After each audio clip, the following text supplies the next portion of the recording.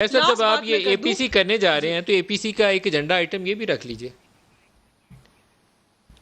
میرا کوئی خیال ہے برائی تو نہیں ہے کہ معاشرے کی اصلاح پاکستانیوں کی حفاظت کے لیے آپ ایک پوائنٹ آف ویو وہاں ڈسکس کریے اور حکومت کے سامنے چارٹر آف ڈیمانڈ رکھیے یا کچھ راستہ سجھا دیجئے, آپ دے دیجئے, نہ گائیڈ لائن دے دیجئے. نہیں بالکل آپ کا پوائنٹ بہت ویلڈ ہے, اور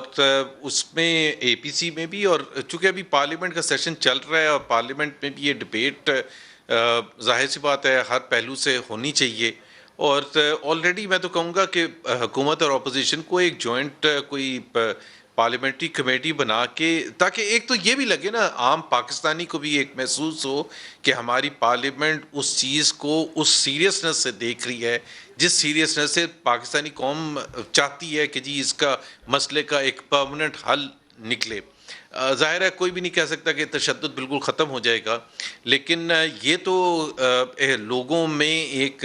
کانفیڈنس آئے گا کہ ہماری پارلیمنٹ, تمام پولیٹیکل پارٹیز, اور اس میں ریلیجس پارٹیز بھی ہیں, ظاہر ہے جو ابھی پوائنٹ بھی آیا تھا کہ ریلیجس لیڈرشپ کو, اور یہ بالکل میں اس بات سے بہت زیادہ متفق ہوں کہ یہ ہمارے ریلیجس لیڈرشپ بھرپور انداز سے مظاہرہ کریں, ہر چیز میں وہ آگے بڑھ کے مجھے زبیر صاحب بریک لینی ہے, پر بھی لیکن آپ کی یہ تجویز اچھی ہے کہ جوائنٹ پارلیمنٹری کمیٹی بنا کے لاز کو ریویو کیا جائے, لیکن میری تجویز بھی بری نہیں ہے کہ اے پی سی کے فورم سے آپ باقاعدہ اس کے اوپر آواز اٹھائیے گا. وہاں مولانا فضل الرحمان بھی بیٹھے ہوں گے, پی ایم ایل این بھی ہوگی, پاکستان پیپلز پارٹی بھی ہوگی, تو ایک پولیٹیکل چارٹر کے طور پر اس کو سامنے رکھیے تاکہ یہ معاشرتی اصلاح کا عمل شروع ہو جائے.